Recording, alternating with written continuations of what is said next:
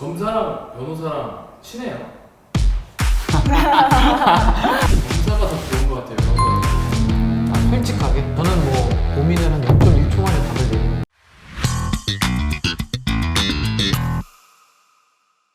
네, 오늘은 저희가 이제 변호사가 알려주는 검사의 권력, 변호사와 검사의 차이점에 대해서 얘기해볼까 하는데요. 할 얘기 많으실 것 같아요. 아, 많죠. 네. 주변에 검사들도 많고 많죠. 할 얘기 많죠. 그럼 그 검사랑 변호사랑 무슨 차이냐라고 궁금해하시는 분들 많을 것 같아요. 굉장히 큰 네. 차이가 있죠. 일단 법정에 들어가면 네네. 앉는 자리가 다릅니다. 우리가 좀 낮게 앉죠. 방청석 기준으로 검사는 왼편에 앉고 맞아요. 변호사는 맞네. 오른편에 앉고 굉장히 디테일한. 굉장히 다르죠. 갖고 앉을 수 있나요? 게임인가? 저런 게임은 뭐야? 왜 이래요? 기본적으로 지위, 신분 자체는 검사는 공무원이죠, 사실. 그리고 변호사는 비공무원. 어떻게 보면 뭐 자영업자라고 하더라도 일반인이죠. 일반인이죠. 일반인. 두 번째로는 검사는 형사사건과 관련된 업무만을 하고요. 민사사건에 전혀 개입할 여지가 없고, 그리고 변호사는 다양하게 하죠, 사실. 민사도 하고, 형사도 하고, 가사도 하고. 하지만 검사는 그러지 못합니다. 오로지 형사사건만 할 수 있습니다. 그게 큰 차이점이죠.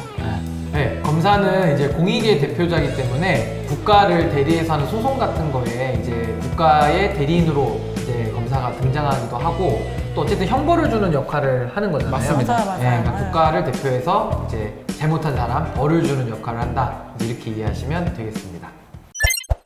뭐 영화, 드라마 보면 검사의 권력이 어마무시하잖아요. 어마어마하죠. 검사님 오셨다 막 이러면서.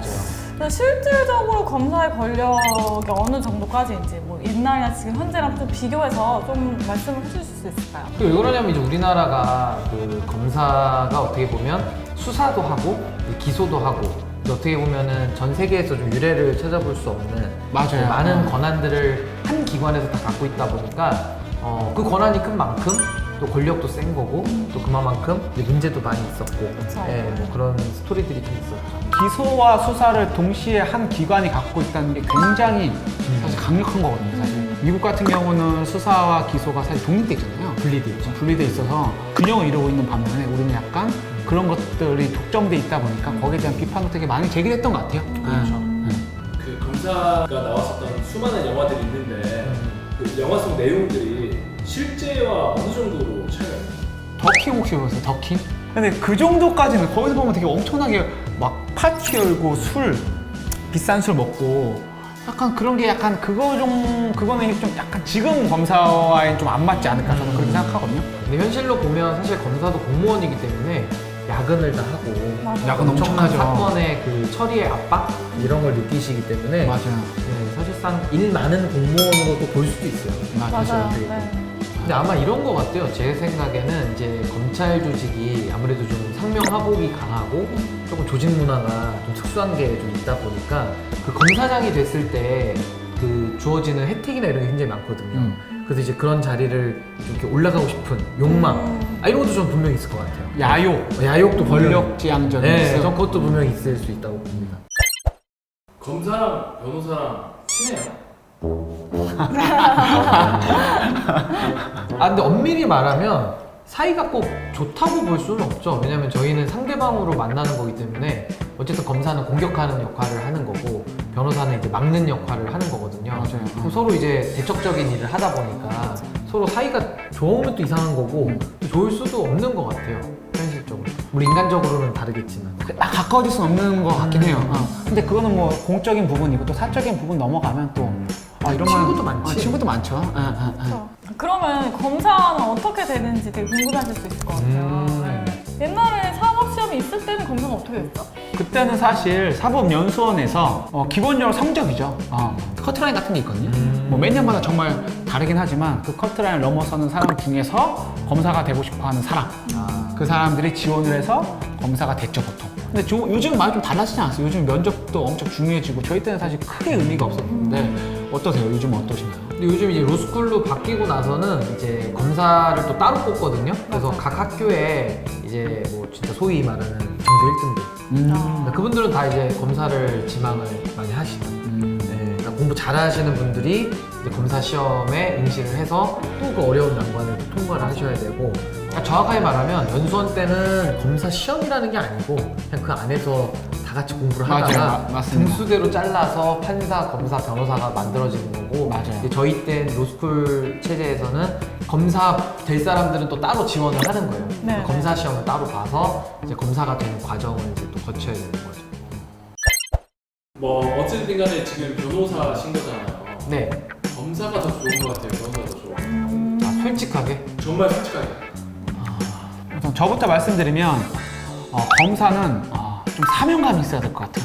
맞아요. 저 사명감 없이는 좀 힘든 직업이라고 생각하는데 이유는 이게 사실 검사의 장단점과 연결되기도 하거든요. 장점은 아까 말했듯이 권력을 가질 수 있다? 그런 건 되게 장점인 것 같은데 단점은 되게 약간 박보인 것도 있고요. 그거에 비해서 상대적으로 좀 하는 일이 좀 과도한 특히 야근 때문에 정말 고통을 많이 호소하는 지금 친구들도 많이 있거든요. 일이 많아요. 일이 많아요. 네. 일이 많고 그리고 2년마다 기본적으로 좀 옮겨 다녀야 돼요. 지역을.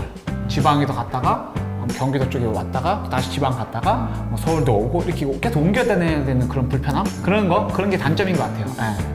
저는 뭐 고민을 한 0.1초 만에 답을 내리는 게 그냥 변호사를 하고 싶죠. 검사는 아까 우리 첫째가 말했듯이 이 특수한 업무를 하기 때문에 아무래도 이제 그 조직 생활을 해야 돼요. 그러니까 조직 생활도 조직 문화에 따라 또 다 다르겠지만 저 같은 성격 검사가 어울립니까? 전혀 어울리지 않아요. 저 검찰 조직에 있으면 큰일 납니다. 이 검찰 조직에 있으면 안 돼요. 저는 변호사가 훨씬 잘 맞고 좋은 것 같습니다. 두 분 말씀하신 것처럼 이제 검사나 변호사냐는 되게 장단점이 되게 있는 것 같아요. 뭐 예를 들면 명예라든지 뭐 이런 부분을 중요시한다 라고 하면은 약간 박봉이고 힘들긴 해도 검사 쪽을 많이 택할 것 같고요.